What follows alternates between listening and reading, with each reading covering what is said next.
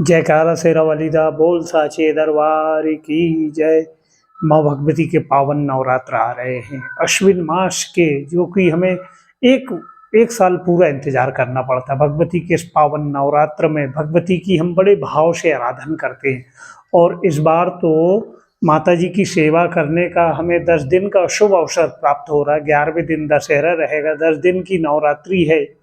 तो आप और हम सभी मिलकर माता की ऐसी आराधन करें कि भगवती की कृपा हम पर बनी रहे और हमारी सब मनोकामना सिद्ध हो।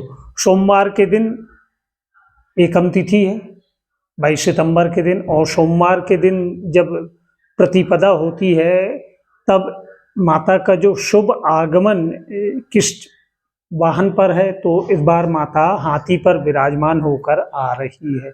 जब माता का हाथी पर शुभ आगमन होता है उस समय, उस कालखंड में अत्यधिक वर्षा वृष्टि का योग बनता है। और अभी आप वर्तमान में देख रहे हैं कि लगातार बारिश हो ही रही है। और जो इस बार जो एक तिथि बढ़ी हुई है, तो वह चतुर्थी तिथि है। माता कुष्मांडा की हम 2 दिन तक पूजन अर्चन करेंगे।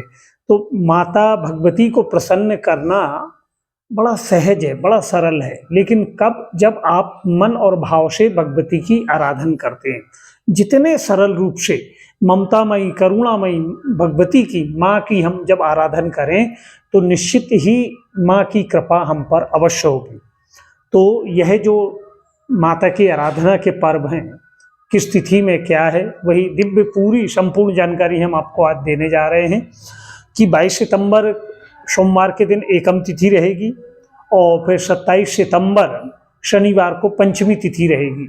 बीच में 2 तिथि चतुर्थी की जो है वो बढ़ रही है, 2 दिनों की चतुर्थी है। 29 तारीख सोमवार को महानिशा पूजन रहेगी। महानिशा, जो लोग अष्टमी की पूजन सप्तमी की संध्या के समय में करते हैं, उसे महानिशा पूजन कहते हैं। तो इस दिन सप्तमी तिथि भी 11:56 तक रहेगी। तत्पश्चात फिर अष्टमी तिथि आरंभ हो जाएगी। और 30 तारीख दुर्गा अष्टमी रहेगी, मंगलवार का दिन है, भगवती की आराधना का बड़ा दिव्य पर्व।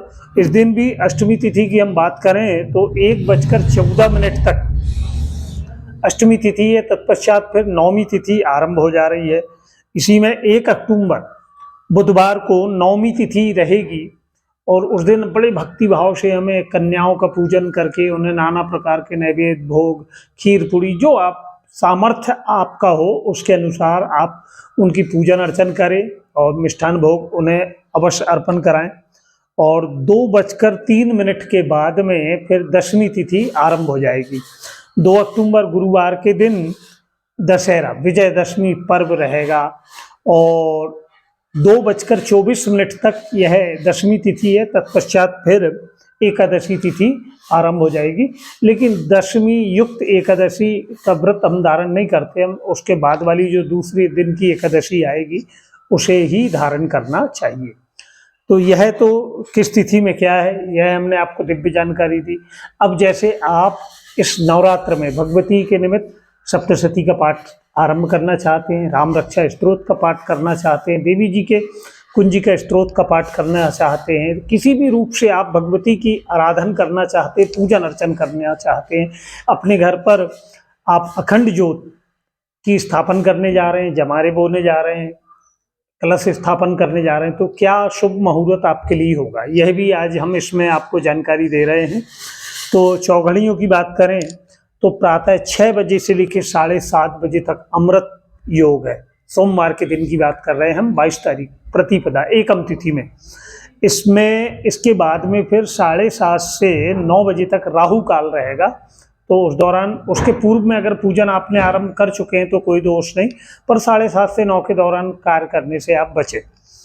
9 से 10:30 बजे तक फिर सुबह की चौघड़ियाँ हैं। और अभिजीत मुहूर्त की बात करें, जो प्रातः और मध्याह्न की जो बेला के अंतर्गत आता है, तो 11:49 से अभिजीत मुहूर्त सर्वदा सिद्धि महायोग, जिसमें जिस मनोकामना से आप अखंड दीप प्रज्वलित करते हैं, माता की जमारे स्थापन करते हैं, भगवती की अर्चन, अपना सप्तशती का पाठ आरंभ करना चाहते हैं, वह आपके लिए फलदायी होता है। तो 11:49 से यह आरंभ होगा और 12:38 तक यह अभिजीत मुहूर्त आपको प्राप्त हो रहा है। फिर 1:30 बजे से 3 बजे तक चर की चौघड़ियाँ रहेगी।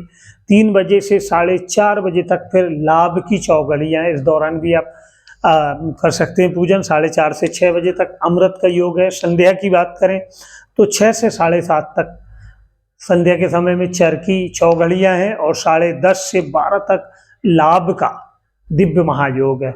अब नवरात्रि, जैसे नाम में ही रात्रि शब्द का उच्चारण आता है, रात्रि में अगर कुछ भगवती की भक्त लोग आराधन करते हैं तो 10:30 से 12 वाला भी समय आपके लिए बड़ा उपयुक्त रहेगा। इस दौरान बड़ा सुंदर सा लाल आसन लें और भगवती की सुंदर, जिस स्थान पर आप पूजा जमा रहे हैं उस स्थान पर बढ़िया सुंदर सा चौक डालकर, एक चौकी रखकर उस पर एक लाल वस्त्र, बढ़िया रेशमी वस्त्र बिछाकर भगवती की सुंदर सी प्रतिमा हो, छवि हो, जो हो आपके पास वह आप रखें। और स्वयं के लिए भी एक पूजन का आसन होना आपका अनिवार्य है कि उस पूजन का आसन का कोई दूसरा व्यक्ति प्रयोग ना करे। आसन को बिछाने के बाद पैर पड़कर ही बैठें और जब उठें तब भी पैर पड़ के आप अपने आसन को विधिवत प्रणाम करके फिर उठा के रख दें। आपके आसन का कोई दूसरा व्यक्ति प्रयोग ना करें।